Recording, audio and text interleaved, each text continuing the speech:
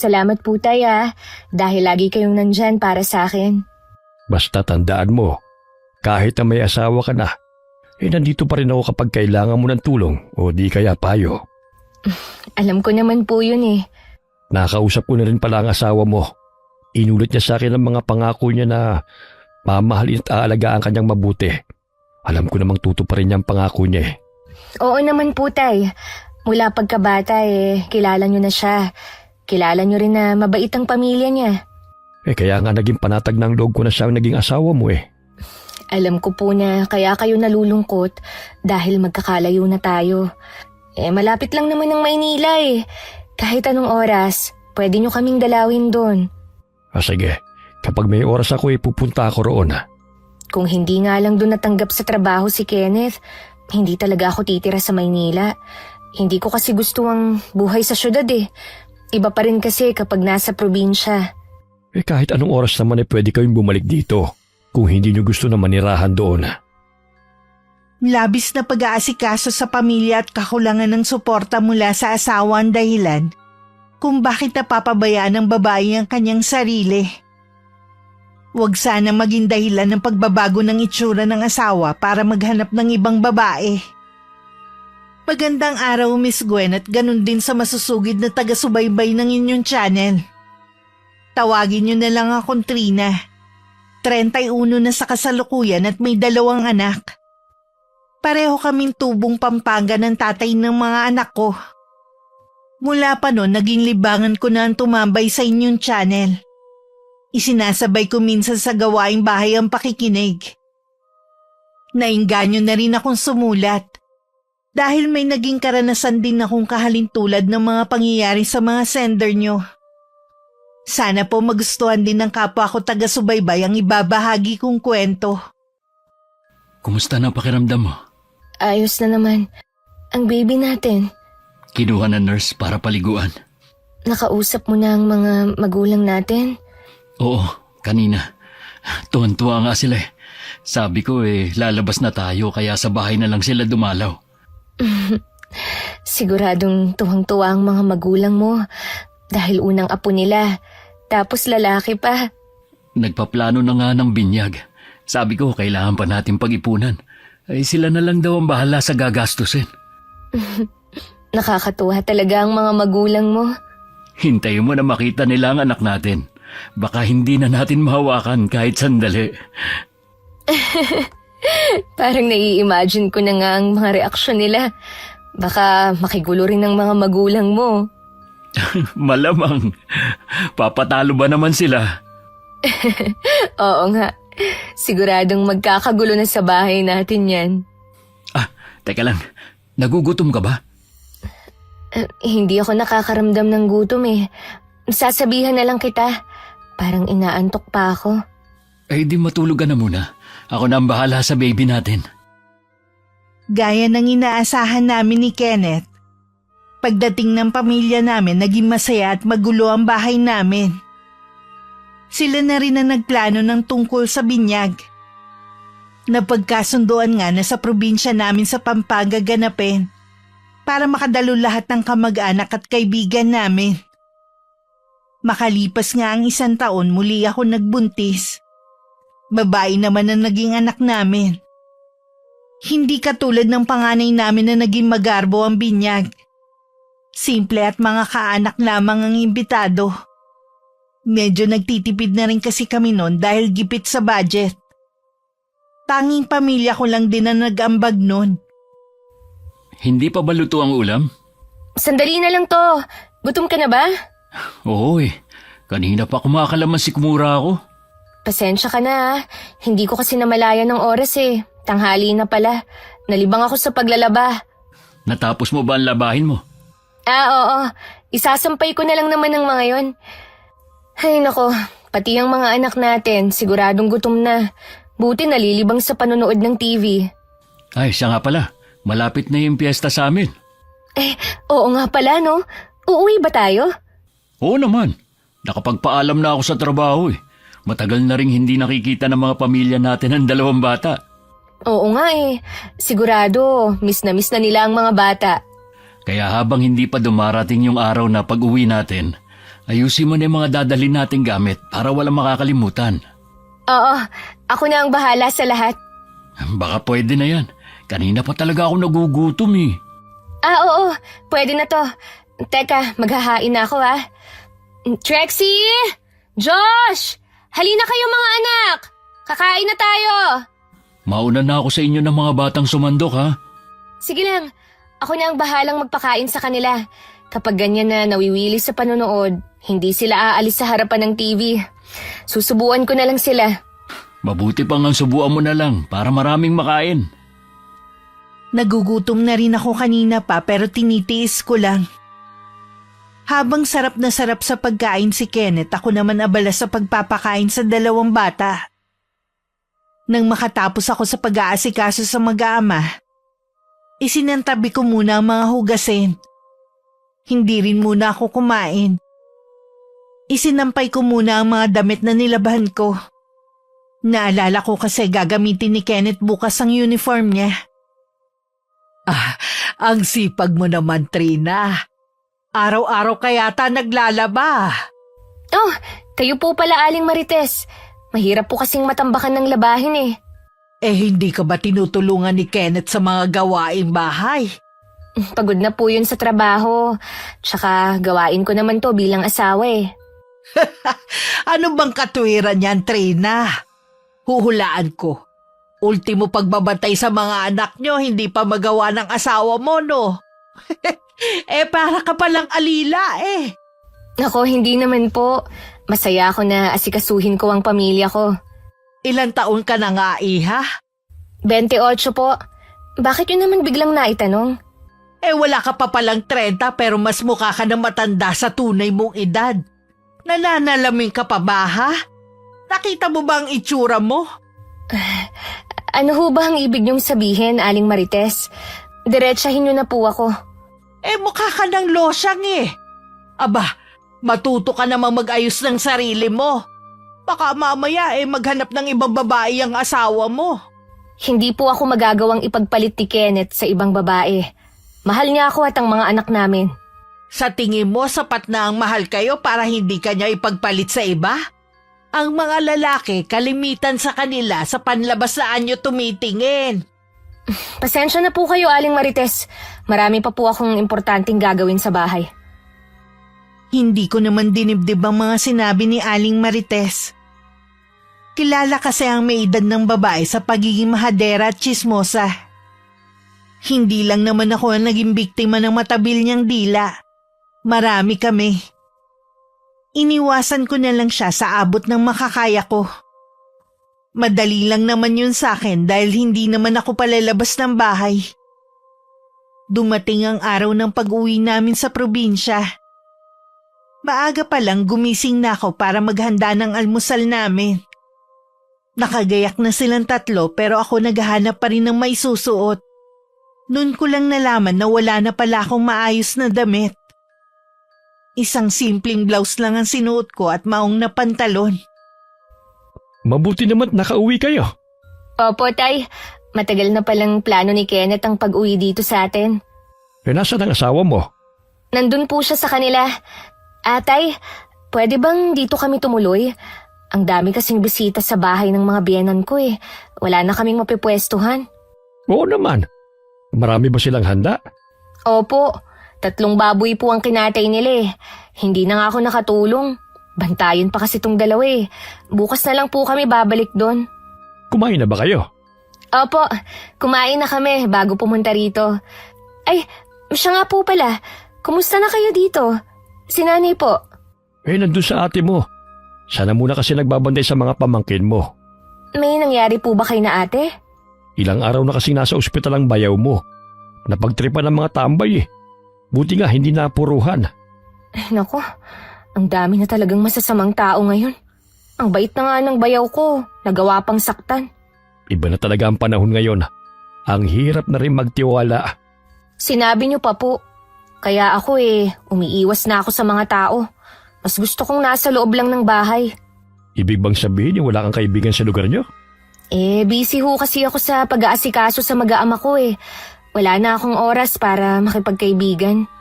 Baka naman napapabayaan mo ng sarili mo ha. dapat bigyan mo rin ng panahon ng sarili mo. Mula po nung mag-asawa ako, priority ko na ang pamilya at hindi ang sarili ko.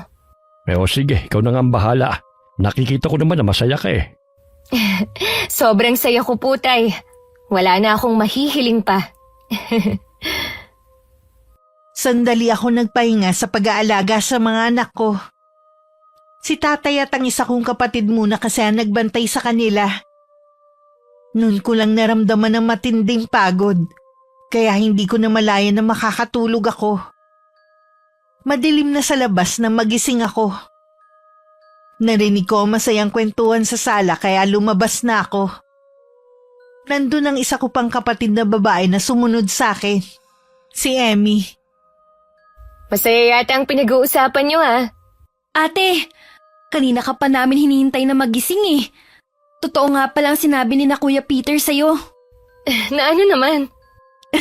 Namukha ka ng losyang. Ang tanda mo na ring tingnan. Amy, ngayon lamang umuwi ang ate mo kung ano na yung sinasabi mo.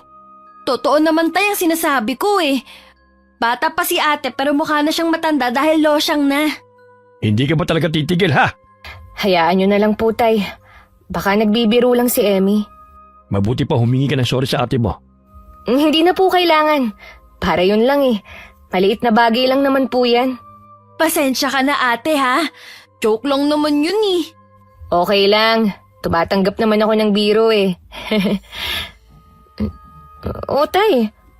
Umiti na kayo. Masyado naman kayong seryoso eh. Mabuti pa maghain ka na ng hapunan, Emmy. Sigurado na gutom na ang ate at mga pamangkin mo. Walang imik na sumunod si Emmy. Nasundan ko pa ng tingin ng kapatid ko. Si Itay naman umiwas ng tingin sa akin at ibinaling na lang ang mga mata sa mga apo. Kinabukasan naman maaga kaming sinundo ni Kenneth papunta sa kanila. Sa tanghali naman pupunta sina tatay at iba kong kapatid. Masaya naman ang piyesta. Yun nga lang hindi man lang ako nakatulong sa pagliligpit. Pasensya na kung hindi man lang ako nakatulong sa pamilya mo ha. Nakakahiya tuloy. Ayos lang. Naiintindihan ka naman ni nanay. At saka meron naman silang inupahan na magliligpit eh. Siya nga pala. Hindi pa rin nagbago ang mga kaibigan mo ha. Lalo na si Christina. Parang hindi tumanda. Gumanda pa lalo. Di ba dalawa rin ang anak niya? Maalaga kasi sa sarili. Gusto ko nga sanang makipagkwentuhan sa kanila kanini. Kaya lang, parang umiiwas naman sila. Uy, bakit mo naman nasabi yan? Napansin ko lang naman. Sila lang ang nagkwekwentuhan eh. Baka naman kasi nangungulit ang mga anak natin. Ano ka ba? Natural lang sa bata ang makulit. May mga anak din naman sila. Oo nga, pero hindi nila sinasama sa mga ganitong okasyon. Ano bang ibig mong sabihin, ha? Na sana, iniwan ko na lang ang mga anak natin? Wala naman ako sinasabi na iwan mo. At saka bahay na rin natin to. Hayaan mo na nga nangyari. Mabuti pa nga. Hindi lang tayo nagkakaintindihan eh. Huwag mo na ring isipin na hindi sila masaya na makita ka. Okay lang naman kung nag-iba na sila ng pakikitungo sa akin. Ganyan talaga ang buhay eh. Ay, bukas nga pala. Maaga tayong aalis ha. Pakiayos na lang yung mga gamit natin. Kenneth, pwede bang dun muna ako kay natatay? Gusto ko kasi silang makasama eh. Oh, pwede naman. Basta ba pagdaan ko bukas, handa na kayo ng mga bata. Oo, salamat. Ihahatid mo na ba kami ngayon? Mag-tricycle na lang kayo. Malapit lang naman ang sa inyo eh. At saka marami pa akong gagawin dito. Oo, sige. Ipara mo na lang kami ng tricycle. Nagulat naman si Itay na makita kaming bumaba ng tricycle bitbit ang mga gamit namin. Akala kasi niya dun kami sa bahay ng mga biyanan ko matutulog. Natuwa naman sila dahil makakasama pa nila ng isang gabi ang mga anak ko. Nakipiesta pa po ba kayo sa iba, Tay? Hindi na. Pagkagaling sa inyo, umuwi na kami rito. Gusto lamang naming pagbigyan ng mga biyanan mo. Kapag nakauwi na po kami ng Maynila mamimiss ko po kayo. Parang bitin ng 2 araw eh. Kami rin naman eh. Mamimiss ko lalo ang mga apo ko. Magiging tahimik na naman ang bahay na ito. Kung malapit lang po sana kami, kahit araw-araw kaming uuwi. Kaya lang mahal din ang pamasahe at saka ang mga bilihin. Umuupa lang din kami ng bahay. May wala bang pwedeng pasukan si Kenneth dito sa malapit sa atin? Meron naman po. Kaya lang mas malaki pa rin ang sahod niya sa Maynila. Ang presyo ng mga bilihin dito halos kapantay na lang din. Sa bagay nga. Pero kung may makukuha sana siya, mas maigi kung dito na lamang kayo. Para may katuwang ka rin sa pag-aalaga ng mga anak mo. Kaya ko naman po silang alagaan, Tay. Pati yung mga gawaing bahay. Alam ko naman yun. Kaya lamang napapabaya mo na ang sarili mo Totoo po siguro ang sinabi ni Emmy na losyang na ako. Hindi totoo yan. Para sa amin ng nanay mo, ikaw pa rin ang pinakamaganda.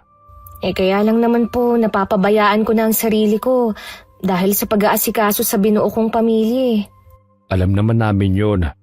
Walang katulad ng pagsasakripisyo mo alang-alang sa pamilya mo. Kaya lamang, isa sa napansin namin yung bagong suit ng asawa mo at mga anak mo. Pormang-pormang asawa mo. Pero ikaw lumang suit at nakatsinelas lamang. Hindi ka ba binibigyan ni Kenneth kahit pambili ng damit? Sabi ko nga po sa inyo, mahal ang tumira sa Maynila. Kahit malaki ang sahod ng asawa ko, tama lang sa pang-araw-araw na gastusin ang ibinibigay niya. Dapat pinaglalaanan ka rin niya ng pambili mo ng bagong damit. Hindi yung siya na lang lagi. Hayaan niyo na po, Tay. Hindi naman ako umaalis ng bahay Kahit na. Katulad ngayon, umuwi kayo rito. Ganyan ang ayos mo. Siguro naman matagal niyo rin pinaghandaan ng pag-uwi niyo rito. Hindi man lang ba naisip ng asawa mo na bilhan ka ng isusuot? Hindi ba niya naisip na harap ka sa pamilya niya at mga kaibigan?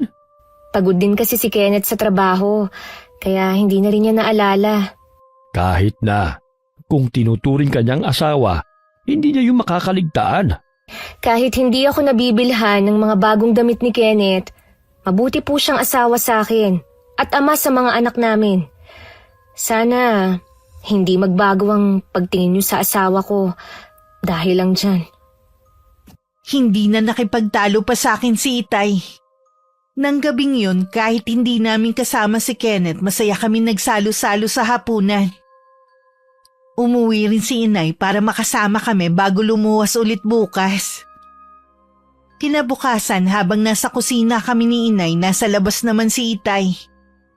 Siya na lang daw ang mag-aabang sa pagdating ni Kenneth. Nag-aagaw liwanag pa lang dumating na ang asawa ko kasama ang pinsan. Sakay sila ng tricycle ng huli na siyang maghahatid sa amin sa sakayan paluwas. Handa na po ba mag-iina ko, Tay? Oo, kanina pa. Kenneth, pwede ba kitang makausap kahit sandali lamang? Sige po, Tay. Ano po bang gusto niyong pag-usapan? Mula na magpakasal kayo ni Trina, malaki nang nakita naming pagbabago sa kanya, lalo na sa itsura niya. Nag-aalala lang ako na baka ipagpalit mo siya sa ibang babae. Naku, malabo po yan. Mahal ko si Trina at ang mga anak namin. Hindi ko magagawang magloko. Malaki ang tiwala ko sa iyo. Sana wag mong sirain. Hindi ko po gagawin yon, Tatay Ruben. Kung ano ang pangako ko sa inyo noon, tinutupad ko pa rin hanggang ngayon. Narinig ko kasi kahapon ang usapan niyo ng mga barkada mo. Nag-aalala lamang ako na baka madala ka sa panunukso nila. Nagbibiro lang sila. Alam naman nila na pamilyado na akong tao . Hinihintay ko nga na ipagtanggol mo si Trina pero nakitawa ka pa sa kanila. Pasensya na po, Tay. Medyo lasing na rin ako kahapon kaya hindi na rin makapag-isip ng maayos. Nandito na pala ang mag-iina mo . Mag-iingat kayo sa biyahe, ha? Inaasahan ko na hindi ka magbabago kahit anong mangyari. Makakaasa po kayo, Tatay Ruben. Isang buwan na kaming nakakabalik ng Maynila nang mapansin ko ang kakaibang ikinikilos ni Kenneth. Malimit din siyang gabi na umuwi. Ang dahilan niya, lagi siyang nag-o-overtime para malaki ang maipon namin. Ni minsan hindi ko siya pinagdudahan sa ginagawa niya. Nang araw na yon maaga siyang umuwi na ipinagtataka ko. Dumiretso siya agad sa kwarto namin at kinuha may kalakihang bag. Mas lalo akong nagulat at naguluhan na rin sa mga sunod niyang sinabi. Ha? Uuwi tayo ng probinsya?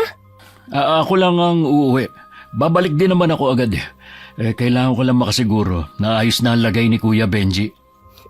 Kailangan ba talaga na umuwi ka pa. Pwede mo namang tawagan na lang sa cellphone yung isa mong kapatid eh. Mas gusto ko nga kasing makasiguro na ayos lang siya sa nangyaring aksidente. Sumama na lang kaya kami ng mga bata. Huwag na. Magiging abala lang kayo sa akin. Ano? Yun lang ba ang tingin mo sa amin ng mga anak mo? Malaking abala lang sa'yo? Ay, ang ibig ko sabihin, imbis na nakatuon lang ang atensyon ko sa kapatid ko, iintindihin ko pa kayo. Mabuti sana kung malalaki na ang mga anak natin, pareho pang alagain. Naintindihan ko na. Kailan ka nga pala babalik? Baka abutin ako ng 1 linggo dun eh. Ano? Ganun katagal? Alam mo wala kami kasama ng mga bata dito, Kenneth. Wala namang masamang mangyayari sa inyo dito eh. Sa tagal ba naman nating nakatira dito? Kahit na. Mahirap magtiwala sa panahon ngayon. Tsaka, alam mo naman na hindi ako malapit sa mga taga rito eh. Paano ko hihingi ng tulong kung sakali? Sa tagal ba naman nating nakatira dito hindi mo natutunang makipagkaibigan sa mga taga rito? Uunahin ko pa ba ang makipagkaibigan? Dito pa lang sa bahay, ubus na ang oras ko eh. Paano mauubos ang oras mo? 2 lang naman ang inaasikaso mo. Lagi naman akong wala dito sa bahay. Konti lang naman ang gawaing bahay. Akala mo yata, madali lang ang maging taong bahay. Ang hirap kaya. Mas mahirap ang ginagawa ko. Ako nagtatrabaho maghapon para maitaguyod lang ang pamilya natin. Ano ba to? Kompetisyon? Kung sino ang mas mahirap ang trabaho? Pwede ba, Trina? Tigilan na muna natin ang pagtatalo. Kailangan kong abutan ng last trip pa uwi sa atin. Pasensya na. Pero sana naman, wag ganun katagal. Pipilitin ko makabalik agad. Ito nga pala ang pera. Pagkasyahin mo na lang. Kung kukulangin yan, kumuha ka na muna ng ulam sa tindahan. Mag-iingat ka sa biyahe mo. Kung may pagkakataon, puntahan mo naman sina tatay sa amin. Tinulungan ko na si Kenneth na maglagay ng damit sa bag niya. Napasulya pa ako nang damputin niya ang pabango at ilagay sa bulsa ng bag. Hindi ko maiwasang mapakunot ng noo. Mahal kasi ang pabango na yon at tuwing espesyal na okasyon lang niya ginagamit. Hindi na rin ako nakapagtanong dahil nagmamadali na siyang umalis. Nang wala na si Kenneth, napatitig ako sa perang iniwan niya. Baka 2 o hanggang 3 araw lang yon at kailangan ko pang tipirin. Mahigit 1 linggo ring nawala si Kenneth. 2 beses lang din siyang tumawag nun at lagi pang nagmamadali. Hindi ko tuloy nakamusta ang kapatid niya. Naplansya mo na ba lahat ng damit na pampasok ko sa trabaho? Oo. Papasok ka na ba bukas? Uy, kailangan na. Kenneth, may nakuha kasi kami sa tindahan. Baka naman may pera ka pa dyan. Baka pwede mong pakiusapan muna na kung maaari, sa darating na sahod na lang bayaran. Naubos kasi ang pera ko dahil sa kapatid ko eh. Kumusta na nga pala si Kuya Benji? Ay, ayos na ang lagay niya. Yun nga lang, ang laki ng nagastos namin. Pera lang naman yun. Pwede pang kitain. Ang mahalaga ligtas na ang kapatid mo. Oo nga. Alam ko, pagod ka. Kaya magpahinga ka na muna. Lalabhan ko lang ang mga inuwi mong damit. Oo nga, ilang gabi rin akong puyat eh. Kukuha na rin ako sa tindahan ng ulam natin ngayon. Mabait naman si Aling Chone. Kailangan talaga matuto kang makisama sa mga taga rito. Gaya niyan, pinautang ka sa tindahan. Mabuti mabait yung may-ari. Gagawin ko na nga eh. Ayoko naman na isipin nila na suplada ako. Tama lang yan. Alalahanin mo na lagi akong wala sa bahay dahil sa trabaho. Ay paano kung magkaroon ng emergency? Siyempre, sa mga kapitbahay ka rin naman lalapit para humingi ng tulong. Naisip ko nga rin yan eh. Nako, naaabala na kita sa pamamahinga mo. Maiwan na kita ha. Hinarap ko muna ang paglalaban ng mga maruruming damit ni Kenneth. Habang inaalis ko sa bagang mga marurumi, may isang damit akong napansin na parang amoy pabango ng babae. May nabubuong hinala sa akin pero agad ko rin yung inalis sa isipan ko. Baka pabango lang ng nanay niya o kaya naman ng kapatid niya na dumikit sa kanya. Nung bandang hapon, lumabas naman ako para kumuha muna ng uulamin namin sa tindahan. Pabalik na ako noon nang makasalubong ko si Aling Marites. Mahigit 1 linggo ko yatang hindi nakita si Kenneth Nagkaroon po ng emergency sa kanila, kaya umuwi muna siya. Tapos wala man lang iniwan na pera sa inyo, kaya umuutang ka sa tindahan ni Chona. Nag-iwan naman po siya. Kaya lang nagkulang po Sabi ko nga, may emergency sa kanila. Ang mga lalaki talaga magdadahilan lang para lang makagawa ng kalokohan. Ano po ba ang ibig niyong sabihin, ha? Hindi ko na kasi nagugustuhan ng lumalabas sa bibig niyo O wag ka magalit, Iha. Sa maniwala ka man o sa hindi, nagmamalasakit ako sa'yo. Pasensya na po, Aling Marites, ha? Pero hindi ko kailangan ng pagmamalasakit niyo kung sisirain niyo lang ang pamilya ko. Buti sana kung hindi kayo kilala sa pagiging tsismosa sa lugar na ito. Madali lang kasing manghusga ang mga tao kahit hindi naman nila ako lubusang kilala. Kung wala na kayong sasabihin, aalis na ho ako. Kailangan ko pa kasing magluto ng hapunan namin. Sadali lang, Iha. May sasabihin pa ako. Ano po yun? Hindi ako sisira sa pamilya mo kundi ibang tao. Huwag ka sana magbulag-bulagan sa ginagawa ng asawa mo. Sige, mauuna na rin ako, ha? Naging palaisipan sa akin ang mga sinabi ni Aling Marites. Hanggang makauwi, tulala ako. Naabutan ko namang gising na ang mga anak ko at nag-iiyakan. Bakit ngayon ka lang? Sa tindahan ka lang naman pumunta sobrang tagal mo. Nagising tuloy ako sa iyak ng mga bata. Pasensya ka na. Hinarang pa kasi ako ni Aling Marites Sa dami naman ang pwede mong kausapin yung matandang tsismosa pa na yun. Hindi ko naman talaga siya kinakausap Siya lang yung laging lumalapit sa akin. Ano naman na sinabi ng babaeng yun? Kung ano-ano lang na wala namang katuturan. Hindi na rin naman ako makakatulog. Ang mabuti pa, magluto ka na lang ng maaga. Patahanin mo rin sa pag-iyak ang 2 bata. Bakit hindi mo mapatahan? Mga anak mo rin sila, ha? Ikaw ang hinahanap Dahil sa pagiging abala mo sa trabaho, lumalayo na ang loob sa'yo ng mga anak natin. Wala ka ng oras para sa kanila. Ni hindi mo na nagagawang ipasyal man lang sila. Kita mo nga nakagagaling ko lang sa problema tapos gusto mo gumastos na naman ako. Hindi ko naman sinasabi na ngayon mo sila ipasyal. Sa ibang pagkakataon sana, gaya ng dati. Ayoko mangako dahil alam mong busy ako at wala rin akong budget. Pati ba yung ipon natin na nasa iyo nagastos mo? Oo naman. Alangan naman na hindi ako maglabas ng pera. At saka ipon ko naman yun. Walang masama kung itulong sa kapatid ko. Hindi ko naman sinabi na huwag kang tumulong.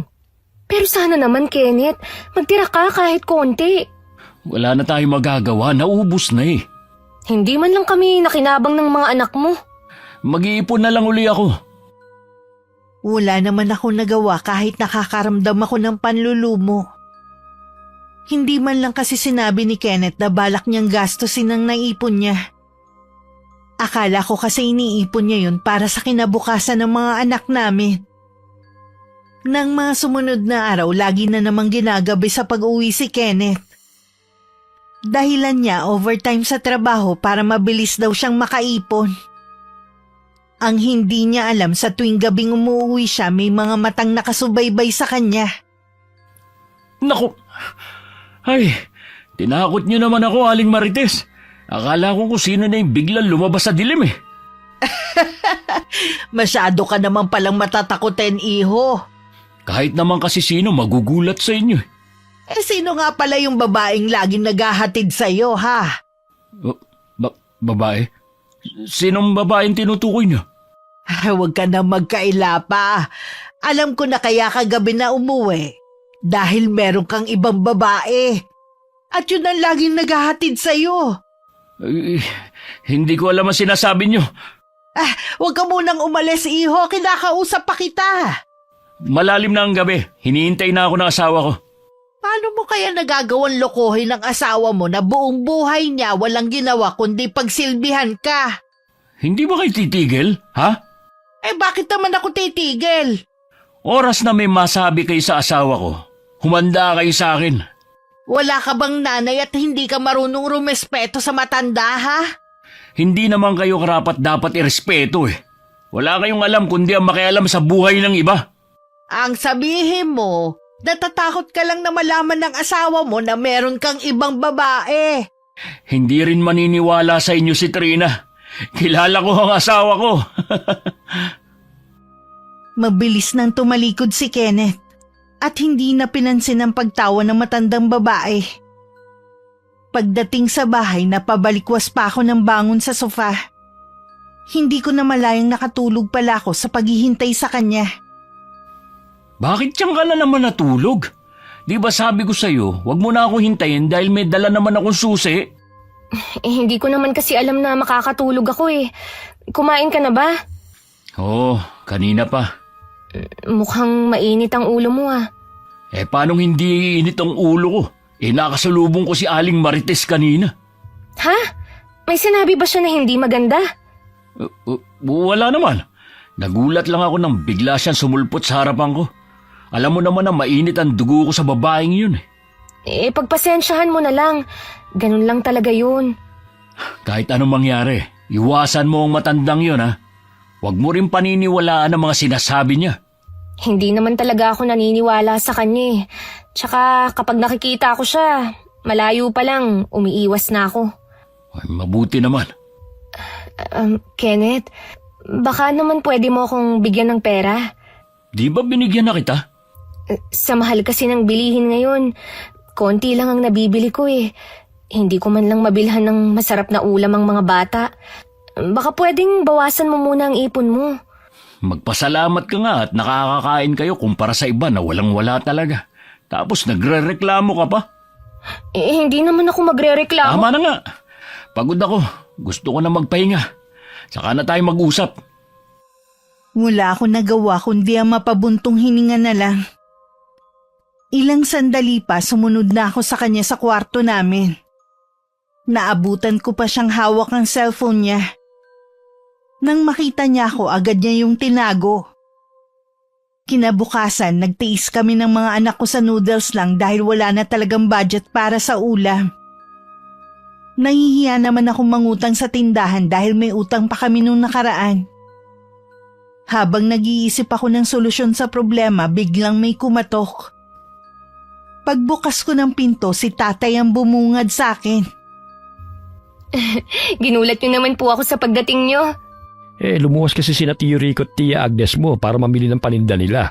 Kaya naisipan ko na rin sumabay para makalibre ng pamasahe. Kumusta na kayo rito ng mga apo ko? Ayos lang naman po, tay. Kumain na po ba kayo? Teka lang uutang lang ako sa tindahan. Bakit ka naman uutang? Wala ka bang pera dyan? Ubus na po kasi yung ibinigay ni Kenneth eh. Malayo pa ang sahod niya. May dala naman akong pagkain dito. Ito na lamang ang pagsaluhan natin. Huwag ka nang umutang.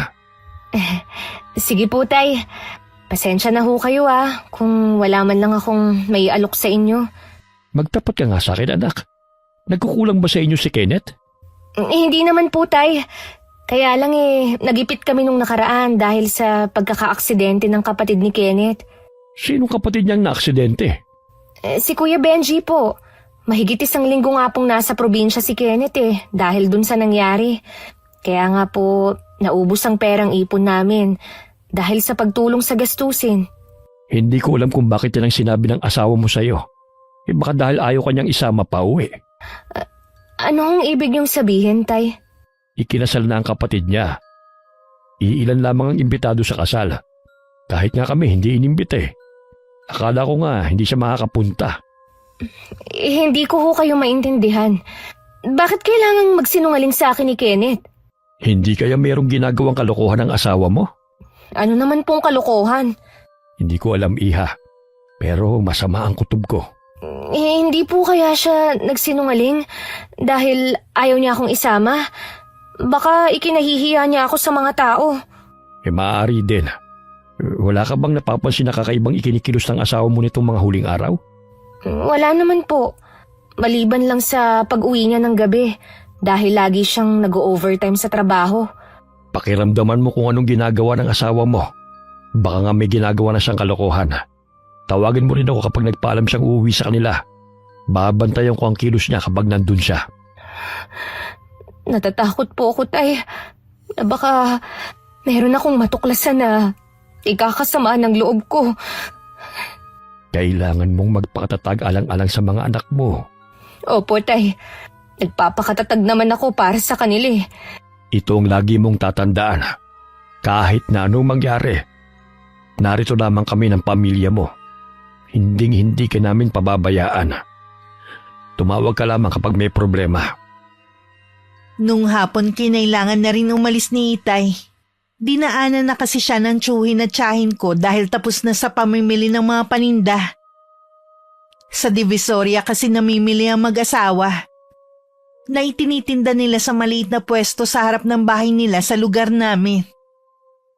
Nang dumating si Kenneth nung gabi, binanggit ko sa kanya ang pagdalaw ni Itay. Natigilan siya sandali at biglang naging asiwa. Hindi ko na rin napigilan na banggitin ang tungkol sa naganap na kasal ng kapatid niya. Bakit kailangan mong magsinungaling sa akin? Hindi naman ako nagsinungaling sa'yo. Sa tingin mo kaya, hindi malalaman ni Itay kung sakaling naaksidente ang kapatid mo? Yung kasal nga nalaman niya eh, kahit iilan lang ang inimbita niyo. Oo na, aminin ko na. Hindi nga na-aksidente ang kapatid ko kundi kasal niya. O ano, masaya ka na? Bakit kailangan mong magsinungaling sa akin, Kenneth? Bakit gumawa ka pa ng kwento? Baka kasi magpumilit ka pang sumama eh. Anong masama? Asawa mo naman ako. Nakakahiya kasi kung isasama kita. Hindi ka naman marunong magayos. Mga sosyal kasi yung pamilya ng babaeng napangasawa ni Kuya Benji. Ano na lang ang sasabihin nila kapag nakita ka? Kinakahiya mo ba ako sa kanila, ha? Dahil losyang na ako, napabayaan na ang sarili. Kasalanan mo naman kasi yan eh. Kasalanan ko ba na kayo ang priority ko ng mga bata? Na mas pinili ko na asikasuhin kayo kesa sa sarili ko? Palibhasa kasi, hindi mo nakikita ang ginagawa ko dito sa bahay. Ano ba ang ginagawa mo rito sa bahay para kalimutan ang pag-aayos sa sarili? Ni pagsuklay hindi mo na magawa. Alam mo ba na gusto ko rin sanang bumili ng mga bagong damit para naman magmukha akong maayos tingnan? Pero sa tuwing hihingi ako sa'yo, ang dami mong sinasabi. Pero yung ipon mo, ganun mo lang kabilis na ibinigay sa kapatid mo. No ngayon, ako naman ang naghahanap buhay sa atin. Kaya karapatan ko kung kanino ko ibibigay ang pera ko. Kenneth, hindi mo man lang ba ako pinahahalagahan bilang asawa mo, ha? Kung gusto mo kasing mabili ang gusto mo, dapat may trabaho ka rin. Paano ako magtatrabaho?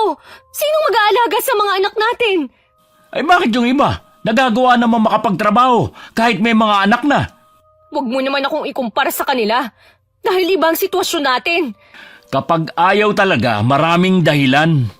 Yun ba ang tingin mo, ha? Na ayoko lang magtrabaho? Dapat kasi tinutulungan mo rin ako sa gastusin dito sa bahay. Hindi yun naghihintay ka lang bigyan ko. Tapos paghahanapan mo pa ako porke hindi mo lang mabili ang gusto mo. Aba, hindi biro ang pagbabayad sa bahay, tubig at kuryente. Tapos pagkain nyo pa. Obligasyon mo kaming suportahan ng mga anak natin. Sabihin mo nga, napapagod ka na ba, ha? Alam ko naman ang obligasyon ko pero sana naman tulungan mo ako sa gastusin dito sa bahay. Sige, hanapan mo ako ng magbabantay ng mga bata. Magtatrabaho ako. Ang hina naman ng ulo mo. Maraming pwedeng pagkakitaan kahit nasa bahay ka lang. Hindi mo kailangan maghanap ng mag-aalaga sa mga anak natin. Sino bang kakilala mo na kumikita sa bahay lang? Si Christina. Kahit nag-aasikaso siya sa pamilya niya, kumikita pa rin siya kahit nasa bahay. Kasi madiskarte siya kumpara sa'yo. Higit sa lahat, hindi siya losyang nakatulad mo. Biglang bumalik sa alaala ko ang itsura ni Christina. Mahigit 30 na ang babae pero mas mukhang bata pa sa akin. Hindi ko maintindihan kung bakit sa kanya ako ikinukumpara ni Kenneth. Nang sumunod na araw, hindi ako kinikibo ni Kenneth. Pagkatapos ng mga ginawa niya sa akin, siya pa ang may ganang magalit. Minsan hindi siya umuwi. Hindi rin niya sinasagot ang tawag ko. Lingid pala sa akin, umuwi na naman siya sa kanila. May nakapagsabi naman kay tatay kaya pinuntahan niya ang asawa ko. Tatay Ruben, ano pong ginagawa niyo rito? Hindi ba dapat akong nagtatanong sa niyan? Anong ginagawa mo rito? Bakit hindi mo kasama mag-iina mo? Uuwi din po kasi ako bukas eh. Despedida po kasi ng kaibigan ko kaya nandito ako ngayon. Gusto ko lamang ipaalala sa'yo. Hindi ka na binata para gawin kung anong gusto mo. Pamilyado ka ng tao. Dapat alam mo ang prioridad mo. Alam ko po yan. Hindi nyo kailangang ipaalala. Minsan lang naman akong umuwi dito eh. Kailangan ko rin namang mag-relax. Naiisip mo ba yan samantalang si Trina walang tigil sa pag-aasikaso sa inyo? Napabayaan na nga niyang sarili niya eh. Nasa kanya naman yun eh. Nasa bahay lang naman siya pero hindi man lang niya nakuha na mag-ayos ng sarili. Sana naman bigyan mo rin ng oras ang pamilya mo para hindi nag-iisip ang asawa mo na may ginagawa kang kalokohan. Wala po akong ginagawang masama. Puro trabaho lang ako. Nasa labas ng gate ng mga oras na yun sina Tatay at Kenneth. Magpapaalam na sana si Itay nang biglang sumulpot si Christina. Love, nandyan ka lang pala. Kanina pa kasi kita hinahanap eh. May kausap ka pala. Nandito pala kayo, Mang Ruben. Tama bang narinig ko na tawag mo sa manugang ko? Tay, magkababata po kami ni Christina. Yun na po ang tawagan namin mula pa noon. Huwag niya naman sanang bigyan ng mali siya. Sa tingin mo kayo malilin lang niyo ako? Totoo po yun, Mang Ruben. Alam din ng pamilya niya na yan din ang tawagan namin. Huwag sana kayong mag-isip ng masama. Lalo na't nandito ako sa bahay ng mga magulang ko. Sana nga nagsasabi kayo ng totoo. Ay, salamat naman umalis na ang matandang yun. Ano ba kasi ang ginagawa niya rito? Hindi ko nga alam eh. Basta na lang siya sumulpot dito. Halika na nga sa loob. Katatapos lang namin mag-usap ni Itay. Nalaman ko umuwi si Kenneth sa kanila gaya ng hinala ko. Napaiyak na lang ako dahil pakiramdam ko wala na akong halaga sa asawa ko. Ang daming tanong sa isip ko kung saan ba ako nagkulang bilang asawa. Hanggang inabot na ng gabi, hindi pa rin umuwi si Kenneth. Nasa labas ako ng inuupahan namin at nakatanaw sa kawalan. Mukhang malalim ang iniisip mo ah. Kayo po pala, Aling Marites. May kailangan po ba kayo? Wala akong kailangan sa'yo. Baka ikaw meron. Wala rin ho akong kailangan sa inyo. Sige ho, papasok na ako sa loob. Sandali lang iha. Mag-usap muna tayo. Tungkol naman ho saan? Tungkol sa asawa mo at sa babae niya. Ho? Walang ibang babae ang asawa ko. Huwag niyo siyang gawan ng kwento gaya ng iba. Kahit kailan, hindi ako gumawa ng kwento. Lahat ng sinasabi ko, puro totoo. Sinasabi lang ng iba na gumagawa ako ng kwento dahil hindi nila matanggap na totoo ang sinasabi ko. Gaya mo na pilit pa rin nagbubulag-bulagan. Tigilan niyo na nga ho ako. Huwag niyong sirain ang pamilya ko, gaya ng ginagawa niyo sa iba. Sanay naman ako na lagi akong nasisisi. Imbes na magpasalamat sila. Wala naman pong dapat ipagpasalamat sa inyo eh. Mabuti pa, umuwi na lang kayo sa inyo at magkulong sa bahay para hindi kayo nakakaperwisyo. Sa nakikita ko sa'yo, mukhang nahusgahan mo na ako. Perwisyo palang tingin mo sa akin. Meron pa sana akong sasabihin pero tumalikod na si Aling Marites. Nakonsensya naman ako sa inasal ko sa matandang babae. Hindi naman kasi kami tinuruan na maging bastos ng mga magulang namin sa ibang tao. Kahit ano pa ang estado nito sa buhay. Mainit lang kasi ang ulo ko at siya ang napagbuntunan ko. Mukhang hindi na darating si Kenneth kaya pumasok na lang ako sa loob ng bahay. Kinabukasan na ng tanghali siya dumating. Sakto namang katatapos lang namin mag-usap ng kapatid ko. Oh, bakit ka umiiyak? Katatawag lang kasi ni Emmy. Isinugod daw si tatay sa ospital dahil sa paninikip ng dibdib. Baka naman wala lang yun. Ano ka ba? Hindi isusugod si Itay sa ospital kung hindi seryoso ang sakit niya. Anong gusto mong gawin? Kailangan kong umuwi sa amin. Kailangan kong makita si Itay Eh di umuwi ka sa inyo. Iiwan ko muna sa iyo ang mga anak natin. Ano? Aba, hindi pwede. May trabaho ko bukas. May trabaho ka pa pala. Pero ilang araw ka rin hindi umuwi dito. Nagpalipas lang ako ng init ng ulo. Ikaw na nga itong nagsinungaling sa akin. Ikaw pa ang mainit ang ulo. Eh kung umuwi ka na ngayon. Isama mo na lang yung mga bata. Mabuti pa nga siguro. Kesa naman pabayaan mo lang. Itong huling araw pa naman, laging mainit ang ulo mo sa kanila. Alam mo naman kasing pagod ako sa trabaho. Hindi mo man lang sawayin na huwag maingay. Bigyan mo na lang ako ng pamasahe para makauwi kami sa amin. Ang sabi mo? Uuwi ka tapos wala ka naman palang pera? Alam mo namang wala akong pera, di ba? Dahil wala akong trabaho.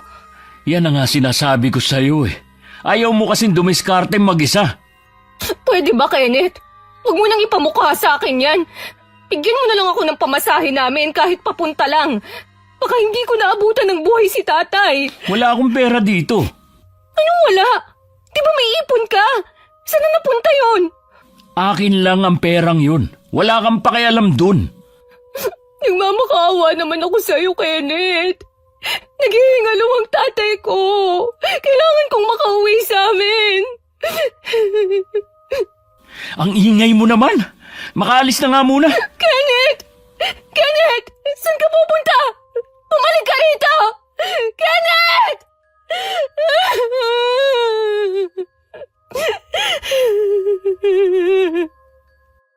Napaiyak na lang ako pero agad ko ding pinigil dahil nag-iiyakan na rin ang mga anak ko.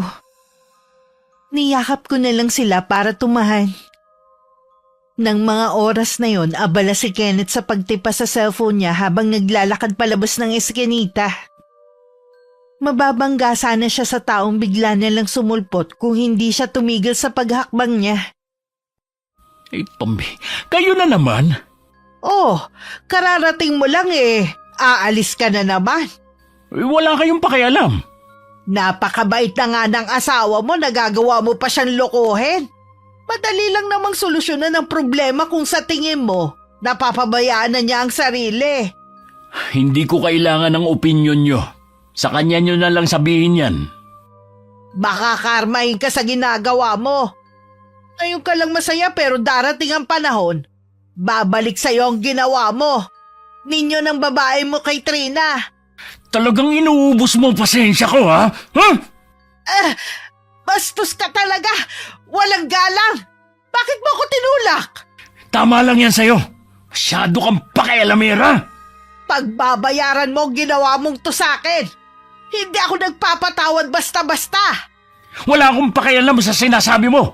Lalo mong sinira ang araw ko. Ambang itutulak ulit ni Kenneth ang matandang babae sa tangka nitong bumangon nang matigilan siya.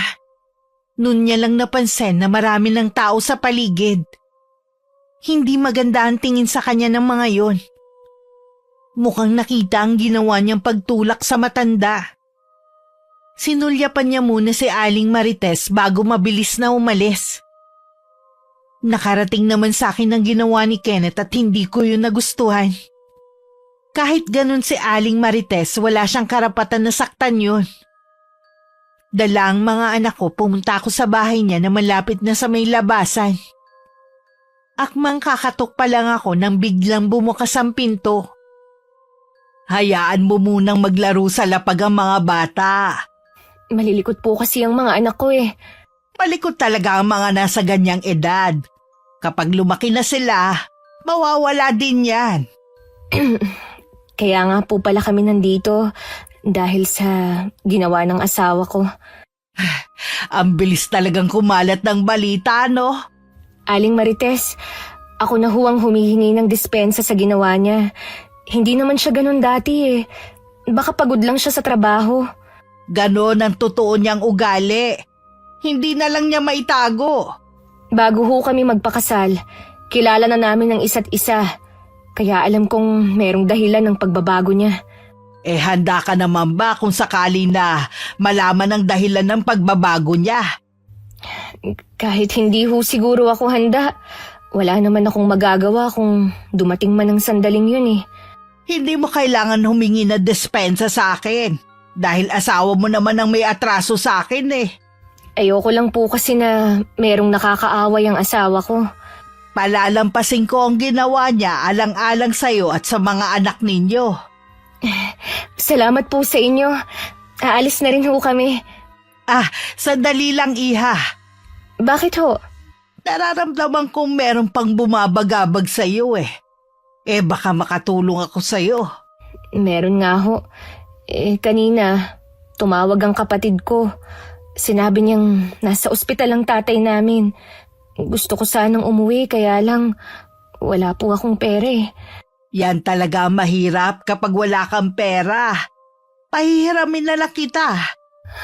Po, gagawin niyo talaga yun? Oo naman. Kaya lang, wala po akong trabaho.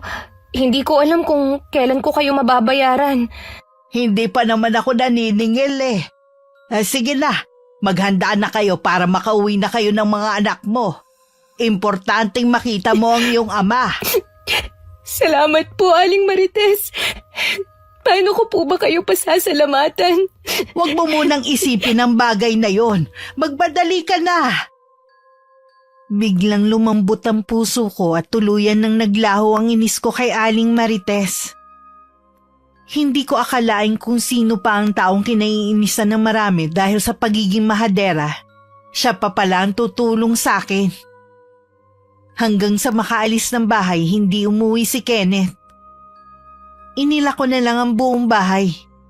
May sarili naman siyang susi kaya makakapasok siya. Lingid sa akin dahil sa biglang pag-alis nito kanina.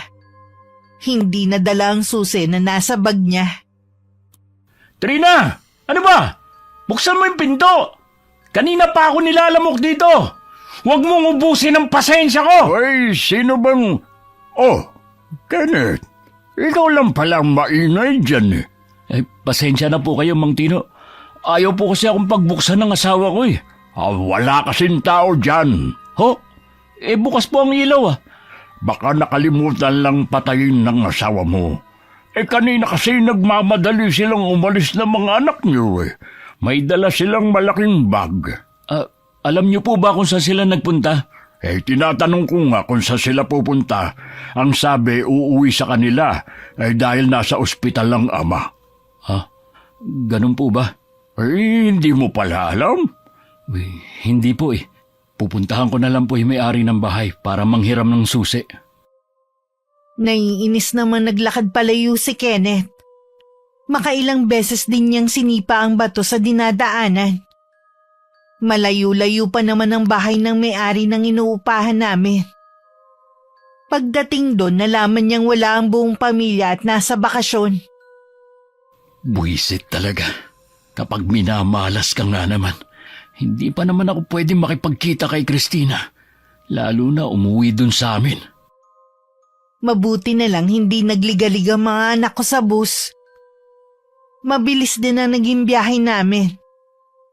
Umuwi muna ako sa bahay para iwan ang mga bata sa kapatid ko. Pagdating sa ospital, naroon si inay at isa ko pang kapatid. Gising na rin ng mga sandaling yun si Itay.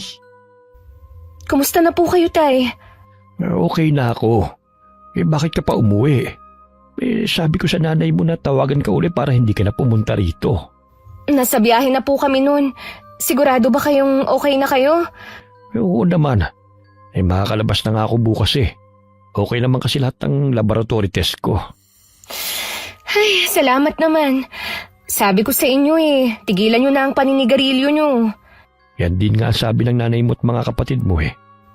Tay, may sinabi po pala si nanay kaninang pagdating ko. Meron daw kayong sasabihin? Oo, iha. Yun din siguro ang dahilan kung bakit sumikip ang dibdib ko. Dahil sa sama ng loob. Pakiramdam ko, trinaidor tayo ng buong pamilya nila. Ano po ba ang ibig niyong sabihin? Nung una nagkahinala na ako. Kaya nang malaman ko na nasa kanila na naman si Kenneth, pinuntahan ko sila. Sa harapan ng pamilya ng asawa mo, kitang-kita ko ang paglalambingan nila. Kahit na sino mararamdaman na may relasyon sila. Si Kenneth po? May babae. Sinong kabit niya? Si Christina. Hindi, Tay. Hindi magagawa sa akin ni Kenneth yan. Masakit mang tanggapin.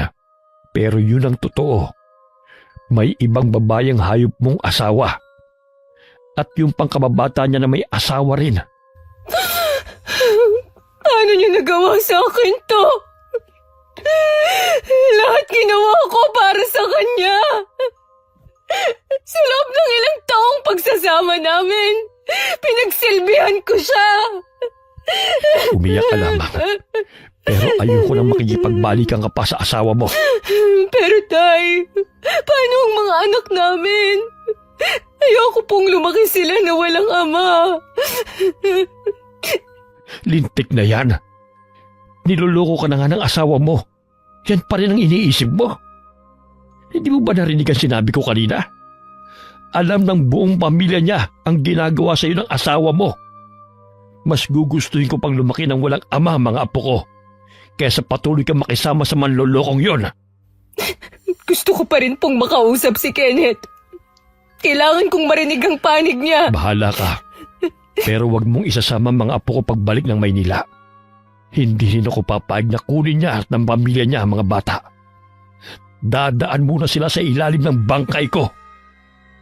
Nang makauwi si Itay sa bahay, nagpaalam naman ako na uuwi muna ng Maynila. Gusto ko sanang isama ang mga anak ko. Pero matigas ang kagustuhan ng mga magulang ko na maiwan sila. Huwag mo kong subukan, Trina. Itatakwil kita oras na ipilit mo ang gusto mo. Akala mo yata hindi ko alam ang balak mo. Kung gusto mong magpakatanga sa lalaking yon, ikaw na lamang. Huwag mo nang isali ang mga apo ko. Umuwi ako sa Maynila na mag-isa. Ilang araw lang ako nawala, naging makalat na ang buong bahay. Tambak na rin ang labahan na halos lahat kay Kenneth. Gabi na nung dumating siya. Bahagya pa siyang nagulat nung magbukas siya ng ilaw, nandun ako sa sala. Oh, kailan ka pa dumating? Kanina lang. Bakit naman nakapatay ang ilaw? Kanina ka pa pala nandito. Baka kasi kapag nalaman mong nandito na ako, bigla kang hindi umuwi. Trina, hayaan mo muna ako magpaliwanag. Sagutin mo na lang lahat ng tanong ko, Kenneth. Yung totoong sagot at walang paligoy-ligoy. Nasaan nga pala yung mga anak natin? Huwag mong ibahin ang usapan.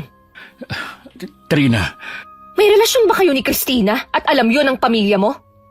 Sigurado ako na nung aksidente, hindi pala. Nung kasal ng kapatid mo, magkasama kayong dalawa ng babaeng yun. patawarin mo ko. Hindi ko sinasadya na lokohin ka. Basta na lang nangyari na nawala ang pagmamahal ko sa'yo. Dahil basta pumangit na ako, tumaba at nawala ng pagiging makinis ng kutis ko. Nawala na lang ba ang pagmamahal mo? Dahil losyang na ako sa paningin mo. Siguro nga dahil doon. Ikaw rin naman ang may kasalanan eh. Pinabayaan mo ang sarili mo. Hindi mo man lang ba naisip na kaya ako nagkaganito? Dahil mas inuna kong pangangailangan nyo kesa sa sarili ko. Pwede kong gawin ang ginagawa ng ibang babae dyan, pero hindi ko ginawa. Dahil ikaw ang inuuna ko. Ang pangangailangan mo. Tapos sasabihin mo sa akin, kasalanan ko kung bakit ka ng babae. Bakit si Christina kahit may mga anak, nagagawa pa rin ingatan ng sarili? Wala ka na bang gagawin kundi ikumpara ko sa babaeng yon, ha? Siya, may katuwang siya sa pag-aalaga ng mga anak niya. Samantalang ako, solo ko lahat. Dahil may pera ang asawa niya na Seaman, marami siyang panluho sa katawan niya. Ikaw nga, kahit pambili ng pulbo, hindi mo man lang ako mabilhan. Patawarin mo ko kung nasaktan kita. Mabuti na rin siguro na nakapag-usap tayo ngayon. Uuwi na ako sa atin at balak na rin namin magsama ni Christina. Nabulag ka sa angking ganda niya. Pati pamilya mo, nasilaw sa pera ni Christina. Kaya kinukonsinti ang ginagawa mo. Sa palagay mo, kaya mong tapatan ang asawa niya, ha? Ang pera niya? Iiwan ka rin ni Christina kapag wala ka nang maibigay. Mahal namin ni Christina ang isa't isa. Yun ang mahalaga. Akala ko, akong tanga sa ating dalawa. Yun pala, mas tanga ka pa. Ipagpapalit mo ang pamilya natin sa babaeng hindi mo nga alam kung kayang tagalan ng hirap sa piling mo. Tama na. Kahit ano pa sabihin mo, hindi mo na mababago ang isip ko. Pagkatapos kong marinig ang lahat ng sinabi mo, wala akong balak na habulin ka. Tandaan mo lang, Kenneth, hindi mo na makikita pa ang mga anak mo. Wala rin naman akong balak maghabol sa mga anak natin eh. Isa kang malaking duwag! Tandaan mo, may karma lahat ng ginawa niyo sa akin. Lahat ng kasabwat mo sa panloloko sa akin, magbabayad ng mahal! Nakasunod lang ako ng tingin kay Kenneth habang inaayos niya ang mga gamit niya. Tahimik lang akong lumuluha. Wala na rin naman akong sasabihin sa kanya. Puno na lang ng sama ng loob at galit ang dibdib ko. Sinisisi ko rin ang sarili ko kaya niya ako iiwan. Nang matapos siyang magligpit, walang paalam na lumabas siya ng bahay. Inayos ko lang ang sarili ko at saka lumabas din. Sa tinitirhan ni Aling Marites ako pumunta. Ganon talaga ang mga lalaki. Hindi makontento sa iisang babae. Madaling magpatukso. Gusto kong gumanti sa lahat ng ginawa nila, Aling Marites. Pati pamilya niya, trinaydor ako. Sigurado ka ba na gusto mong gumante? Opo, hindi ko lang alam kung paano. May alam ako pero masyadong delikado. Baka pagsisihan mo. Sila nga hindi nagsisisi sa ginawa nila sa akin eh. Dapat lang silang magbayad. Aling Marites, nagmamakaawa ho ako sa inyo. Tulungan niyo ako kung paano makakaganti. Kaya kitang tulungan sa pamamagitan ng kaalaman ko sa itim na mahika. Kukulamin niyo po sila. Oo, lahat ng kasabwat ng asawa mo sa panloloko sa'yo. Gawin niyo na po. Gusto ko silang maghirap gaya ko. Kapag nasimulan ko na ang orasyon, wala nang bawian. Kahit lumuhod ka pa sa akin, hindi na natin maibabalik ang dati. Kaya kailangan mong pag-isipang mabuti. Buo na po ang desisyon kong gumanti. Kung ganon, ibigay mo sa akin lahat ng litrato ng mga taong gumawa sa'yo na masama. Salamat po, Aling Marites. Tatanawin kong malaking utang na loob ang gagawin niyong ito. Pagkatapos ng gagawin ko sa kanila, kailangan harapin mo ang bagong buhay ng buong tapang. Habang nagtatagumpay ka at umaangat, siya naman pagbulusok nila pababa. Habang nagsasagawa ng ritual si Aling Marites, tahimik ko lang pinanonood ang ginagawa niya. Nakita ko kung paano niya patakan ng kandila ang mga mukha ng nasa litrato. Habang patuloy sa pagbulong ng salitang Latin, nakita ko rin ang paglapit ng napakarami at iba't ibang insekto. Parang may isip ang mga yon na nakikinig sa kanilang Panginoon. Nang sumunod na araw, inayos ko na rin ang mga gamit namin. May lungkot akong naramdaman sa pag-alis ko sa bahay na yun na ilang taon rin naming tinirhan. Iba pa rin kapag kasama mo ang sariling pamilya. Kayo po ba walang pamilya? Meron akong anak pero may sarili na rin siyang pamilya. Hindi naman niya ako pinababayaan eh. Kaya po pala kahit hindi kayo magtrabaho, nakikita ko na maayos naman ang buhay niyo. Sana sa pagkikita natin ulit, matagumpay ka na sa buhay. Kalimutan mo na ang mga taong nanakit sa'yo. Hayaan mo ang karma ang maningil sa kanila. Opo, maghahanap na rin po ako ng trabaho para masuportahan ko ang mga anak ko. Sa kanila ko na lang ibubuhos lahat ng pagmamahal ko. Tama nga yan. Sarili at mga anak na lang muna ang mahalin mo. Mahigpit ko pang niyakap si Aling Marites. Nangako ako sa kanya na kapag may oras dadalawin ko siya. Nahuli ko pa siyang nagpunas ng luha. Hindi ako makapaniwalang sa maikling panahon naging malapit kami sa isa't isa. Sino ang mag-aakala na ang kinaiinisan ko siya pa pala ang tutulong sa akin at magiging sandalan ko? Pagdating sa amin, malugod naman akong tinanggap ng pamilya ko. Nangako sila na tutulungan ako para makabangon muli. Hindi po ba kayo pinahihirapan ng mga apo nyo? Nako, hindi. Kita mo nga mula na dumating kayo. Naging masaya na uli ang bahay na ito dahil sa tawanan ng mga bata. Salamat po, Tay, ha? Dahil kayo ang naging karamay ko para makabangon muli. Pamilya tayo, anak. Natural lamang na kami ang dadamay sa'yo. Maiba ako. Kumusta ang trabaho mo? Mabuti naman po. Wala na akong mahihiling pa. Ang sarap talaga na may sarili kang pera. Sa nakikita ko, nakalimutan mo na si Kenneth. Kinalimutan ko na po talaga siya. Mula nung piliin niya si Christina. Kung ganun hindi ka na maapektuhan kung mapag-uusapan sila. Huwag niyo pong sabihin na nakikibalita pa rin kayo sa kanila. Hindi naman ako kundi ang nanay at mga kapatid mo. Ano naman po ang nalaman niyo sa kanila?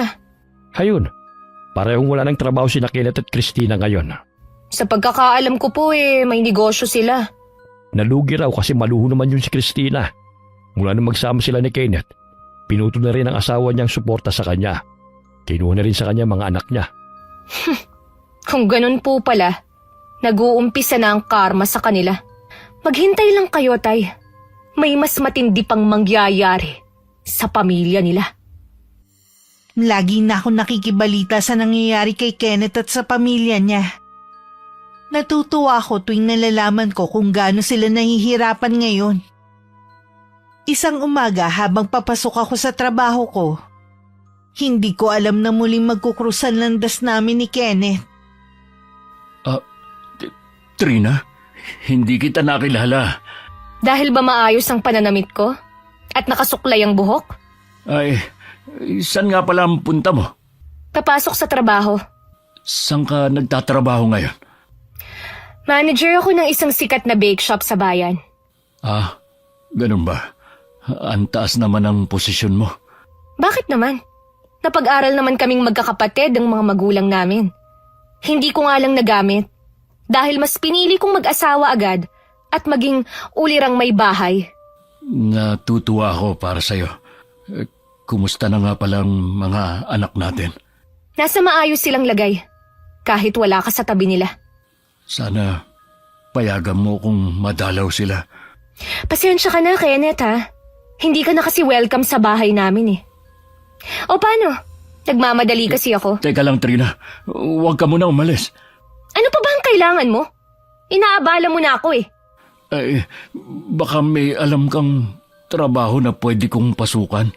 O baka hiring kayo. Pasensya ka na. Wala akong alam. Magtanong ka na lang sa iba. Puno ng panlulumo ang mukha ni Kenneth at may nabasa din ako na panghihinayang. Kinapa ko sa dibdib ko kung meron pa akong nararamdaman sa kanya. Wala na talaga. Mabisa nga ang orasyong ginawa sa akin ni Aling Marites. Mabilis ko nakalimutan ang pagmamahal ko kay Kenneth. Hindi ko lang inaasahan na sa kabila ng ginawa niya may lakas pa siya ng loob na magpakita sa bahay namin. Si tatay ang nakaharap niya at dinig na dinig ko ang pag-uusap nila. Saan ka ba kumukuha ng kakapalan ng mukha para magpakita pa rito? Gusto ko lang pong dalawin ang mga anak ko. Bakit ngayon pa kung kaya wala ka ng trabaho? Kung gusto mo silang makita, kailangan may pang-suporta ka rin. Wala po kasi akong trabaho ngayon. Yun naman pala di umalis ka na rito. At huwag ka na magpapakita kahit na kailan. Alang-alang lang sa mga apo ko. Kaya hanggang ngayon nakatayo ka pa rin sa harapan ko. Ayoko na mawalan sila ng lolo. Wala na nga silang ama. Pati ako mawawala sa kanila. Dahil pwede kitang patayin dito mismo sa loob ng bakuran ko. Huwag niyo naman pong ipagkait sa akin ng mga anak ko. Kung kinakailangan pong paabuti natin sa korte para... Napakayabang mo. Wala ka nang pere. Akala mo may panggastos ka? Huwag mo sanang kalilimutan na ikaw ang una nang iwan sa pamilya mo dahil sa ibang babae. May mga ebidensya kami at hanggang ngayon, nasa bahay niyo ang kabit mo. Napag-isip-isip ko na po na mali ang ginawa kong pag-iwan sa pamilya ko. Huli na ang lahat. Wala ka nang babalikan na pamilya. Hindi niyo po ako pwedeng tanggalan ng karapatan sa pamilya ko. Subukan mo ako, Kenneth. Lumabas na rin si inay at magkatulong sila na pinaalis si Kenneth. Lalo lang ako nakaramdam ng inis sa ginawa niya. Hindi na talaga niya iginalang ang mga magulang ko. Tuwing pumupunta siya, wala nang humaharap sa kanya. Kahit paulit-ulit siyang tumawag, wala ni isa ang lumalabas sa amin. Akala ko nga sumuko na siya dahil hindi na siya nagpupunta. Yun pala, meron nangyaring masama sa pamilya nila. Patay na raw ang kuya ni Kenneth. Ano? Ano hong kinamatay ni Kuya Benji? Nagis na lang daw nila sa kwarto na wala ng buhay. Nabubulok na at pinipipiyasa na ng mga insekto ang katawan. Kulang po ang ikinamatay ni Kuya Benji. Yun din ang hinala ko. Tay, naaalala ko, nakasabwat din siya ni Kenneth sa panluloko sa akin. Nagpanggap pa siyang naaksidente. Yun pala, ikakasal lang siya. Ayaw lang niya akong papuntahin. Gumawa pa siya ng kwento. Ayan tuloy, natuluyan na siya. Mukhang nagbabayad na sila sa ginawa nila sa'yo. Habang nakaburo lang kapatid ni Kenneth, inatake naman sa puso ang ama niya. Ilang araw na raw na masama ang pakiramdam nito dahil sa pagkamatay ng paboritong anak. Naitakbo pa naman sa ospital. Pero ilang sandali lang idineklara na rin patay. Pagkatapos ng libing ng mag-ama, hindi na makausap ang nanay ni Kenneth. Maging ito gusto na rin sumunod sa mag-ama. Para bang sunod-sunod na kamalasan ang dumating sa pamilya nila. Nagkasakit na rin si Christina. Bumangit ang balat nito at biglang bumagsak ang katawan. Sumusuka na rin to ng dugo kaya kinailangan isugod sa ospital. Ibinalik na rin siya ni Kenneth sa magulang. Dahil hindi naman niya kayang tugunan ng pagpapagamot dito. Parang isinumpa ang pamilya nila dahil sa sunod-sunod na kamalasan nila sa buhay. Habang tayo po, inuulan ng swerte. Mukhang masaya ka pa yata sa paghihirap nila. Tay, masaya lang po ako. Dahil naranasan na nila ang naramdaman ko noon. Mas matindi nga lang ang nararanasan nila. Ang balita ko pa, kinuha ng isang kapatid ang binan mo para mas maalagaan. Ibebenta na rin daw ang bahay nila. Pero wala naman daw gustong bumili dahil naniniwala ang ilan na sinumpa ang bahay na yon. Kahit sino naman po, hindi bibilhin ng bahay na naging pugad ng kasalanan. Meron pa pala, iha. May sakit na rin daw si Kenneth. Mukha raw nahawa kay Christina. Ganun din kasi nangyayari sa kanya. Mula po ngayon, ayoko nang makarinig ng balita tungkol sa kanila. Sapat na malaman ko na naghihirap na sila. Nang mga oras na yun, nag-iisip na rin si Kenneth sa nangyayari sa kanyang pamilya. Nararamdaman niya kasi na hindi basta nagkataon lang ang lahat. May sumumpa sa kanila. Iisang pamilya lang naman ang naisip niya na gumawa nun. Maaga pa lang nambubulahaw na siya sa amin. Hinarap naman siya ni Itay. Talaga bang wala ka na sa tamang katinuan, ha? Alam ko na kayo sumumpa sa pamilya ko. Mga lahi kayo na mangkuulam. Dahan-dahan ka sa sinasabi mo. Baka ipadampot kita sa maling paratang mo. Kayo lang naman ang may matinding galit sa akin dahil sa ginawa ko sa anak nyo. Ilang beses nyo na rin akong pinagbantaan. Kung hindi ko lamang iniisip ang mag-iina mo, tinutuo ko na ang banta ko sa iyo. Sana noong ko pag ginawa, hindi yung sa loob ng 2 taon, mas pinili namin ang manahimik. Ikaw itong nanggugulo sa amin. Oo nga naman, Kenneth. Marami ang nakakaalam na tahimik lang kaming namuhay. Ikaw itong basta na lang sumulpot dito para maghabol. Kung gusto ka namin gantihan, sana noon pa. Marami kayong atraso sa ibang tao. Hindi nakakapagtaka na marami ang gustong gumanti sa inyo. Malakas ang kutob ko na kayo ang nasa likod ng nangyayari. Kaya umamin na kayo. Tatawag lamang ako sa barangay para magpapunta ng mga tanod dito. Sawang-sawa na ako sa panggugulo ng taong to. Mabuti pa nga, Tay. Talaga bang wala ka nang natitirang konting pagmamahal sa akin? Wala na. Matagal nang naglaho ang pagmamahal ko sa'yo. Puro galit ang natitira dito sa dibdib ko. Dahil sa ginawa mo sa akin. Tignan mo ako. Pinarurusahan na ako. Alam mo ba lantang gulay na ngayon si Christina? Hindi malayo na maging gaya ko na rin siya. Kung totoo man na nakukulam ka, sana naghanap ka ng albularyo. Hindi yung inuuna mo ang panggugulo mo rito. Nagpatingin na ako. Kaya nga nalaman ko na may kumukulam sa akin. Isang matandang babaeng nakikita ng albularyo. Sino siya, Trina? Ang nanay mo ba? Huwag mong pagbibintangan ng nanay ko. Sinasabi ko sa'yo, nadadagdagan ang kasalanan mo sa akin. Walang nagawa si Kenneth kundi ang umalis na lang. Nang gabing yun, hindi ako makatulog. Paulit-ulit kasing bumabalik sa isip ko ang itsura ni Kenneth. Bigla akong naguluhan hindi dahil may nararamdaman pa ako sa kanya. Siguro binabagabag na ako ng konsensya ko. Hindi ka ba makatulog? Opo, iniisip ko kasi ang nangyayari. Alam mo bang hinihintay ko lamang na magtapat ka sa akin? Alam ko na may kinalaman ka sa nangyayari kay Kenneth at sa pamilya niya. Alam niyo po, Anak kita. Kilala kita mula pagkabata. Hindi ka pa nagsasalita. Alam ko na ang iniisip mo. patawad, Tay. Nadala po kasi ako ng matinding galit eh. Pagkatapos kasi ng ginawa ko, ganito pa ang gagawin nila sa akin. Nauunawaan kita, anak. Pero masama ang kumapit sa dilim. Lalo ka lamang nitong hihilahin papunta sa kasamaan. Gusto mo ba yun? Ayoko po, Tay. Hinayaan mo na lamang sana ang Panginoon na magparusa sa kanila kaysa gumamit ka ng itim na mahika na mula sa dyablo. Para mo na rin kasing ibinenta ang kaluluwa mo, anak. Ano po ang gagawin ko, Tay? Bumalik ka sa taong nilapitan mo para magsagawa ng orasyon. Baka pwede pa niyang bawiin ang sumpa. Hindi ko ito ginagawa para kay Kenneth. Ginagawa ko ito para sa iyo, anak. Gusto kong iligtas ang kaluluwa mo. Opo, Tay.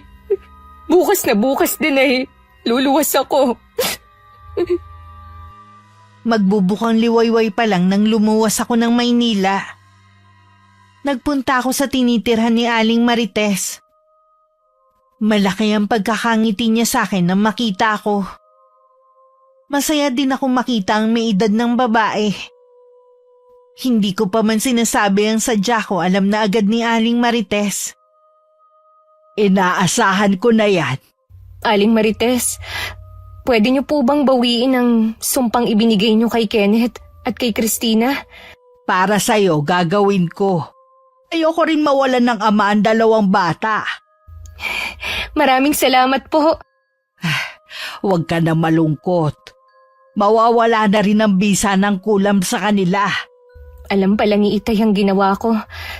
Hinihintay lang niya na magtapat ako. Ganun talaga ang mga magulang. Kilalang-kilala nila ang mga anak nila. Kumusta na po kayo rito? Mabuti naman. Hinihintay lang talaga kita. Paalis na rin ako sa lugar na ito. Gusto kasi ng anak ko na pumisan na ako sa kanya. Masaya po ako para sa inyo. Alam ko na gusto niyo ring makasama ang anak niyo. Nagbalik loob na rin ako sa Panginoon. Hindi na ulit ako gagawa ng orasyon na magpapahamak sa ibang tao. Nang mga oras na yon, binawi na ni Aling Marites ang sakit kina Kenneth at Christina. Saksi rin ako nang sunugin niya ang mga kagamitan na ginagamit sa kulam. Maging ang mga insekto, naging abo silang lahat. Bago umalis, niyakap ko pa si Aling Marites. Alam kong yun na ang huli naming pagkikita. Pero sa kaibuturan ng puso ko, umaasa ako na magkikita pa rin kami balang araw. Galing dito si Kenneth. Pagkagising daw niya kanina, magaling na siya. Yun lang po ba ang sinadya niya? Humingi rin siya ng kapatawaran sa amin ng nanay mo. Nakiusap din siya kung pwede daw niya makita yung 2 bata. Pinagbigyan ko na. Dahil nakikita ko naman na tao sa puso niya ang kanyang paghingi ng tawad. Mabuti naman at magaling na siya sa sakit niya. At natuto siyang magpakumbaba. Gusto ko rin niya na makausap bago daw siya umalis. Saan daw po siya pupunta? Susundan daw niyang nanay niya para maalagaan. Hindi pa man kami natatapos mag-usap ni Itay, dumating na si Kenneth. Iniwan muna kami sandali ni Itay para makapag-usap. Aalis ka raw? Oo. Baka matagalan pa bago ako bumalik. Sana nga gumaling na si inay. Ipagdarasal ko ang agarang paggaling ng inay mo. Salamat. Alam ko na malaki ang kasalanan namin ng pamilya ko sa'yo. Sana balang araw, mapatawad mo kami. Pinapatawad ko na kayo. Ayoko rin kasi na mamuhay na puro galit ang nasa puso ko. Gusto ko maging masaya ka. Kung sakali na makahanap ka ng iba, asahan mo na hindi ako magiging hadlang. Huwag mo lang sanang ipagkait sa akin ng mga anak ko. Hindi ko gagawin yun. Mag-iingat ka lagi. Ikaw din. Mahigpit pa kami nagyakap ni Kenneth bilang pamamaalam. Nang tumalikod siya, nakaramdam ako ng labis na lungkot. Tinanaw ko pa siya hanggang mawala siya sa paningin ko. Minsan talaga, kapag hindi nakalaan sa atin ng isang tao o bagay, gagawang may kapal para mawala sila sa atin. Ibig po bang sabihin, ginamit lang si Christina para mawala sa akin si Kenneth? Ganun na nga. Kung hindi kayo nagkahiwalay ni Kenneth, hanggang ngayon miserable pa rin ang buhay mo. Sa totoo lang po, Tay, mas nag-e-enjoy ako sa buhay na meron ako ngayon. Kaya lang po, inaalala ko ang mga anak ko. Matatalino na ang mga bata ngayon. Balang araw maiintindihan din nila kung bakit magkahiwalay kayo ng kanilang ama. Salamat po, Tay, ha. Hindi niyo po ako pinabayaan. Kahit pamilyado na kayo magkakapatid, tungkulin pa rin namin na gabayan kayo sa abot ng aming makakaya. Napakaswerte po namin sa inyo. Wala po kayong katulad. Kung hindi siguro sa pangaral ni Itay, hanggang ngayon nalulunod pa rin ako sa paghihigante. Siguro hindi pa rin nalilinawan ng isip ko na masama ang ginagawa ko. Iba talaga kapag may gabay tayo ng mga magulang. Sila pa rin ang nagiging sandalan natin sa mga panahon na lubog tayo sa problema at nagiging ilaw tuwing madilim ang nilalakaran natin. Kaya dapat lang na mahalin natin ang mga magulang natin hanggang sa huling sandali nila sa mundong ito. Dahil balang araw kung anong nilakaran nila, yun din ang tatahakin natin.